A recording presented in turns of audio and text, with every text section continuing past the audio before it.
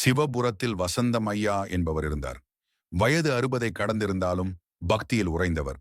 அவர் வாழ்நாள் முழுவதும் முருகனையே வாழ்வாக கொண்டிருந்தார்.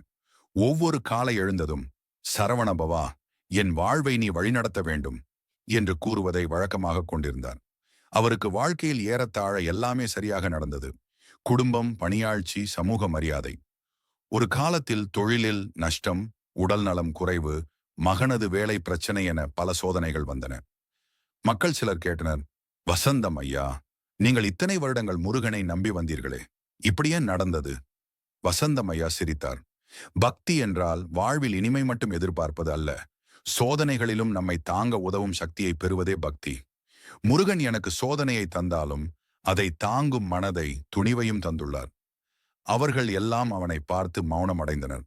காலப்போக்கில் குடும்பம் மீண்டும் நிலை பெற்றது. மகனுக்கு நல்ல வேலை, உடல் நலமும் திரும்ப வந்தது.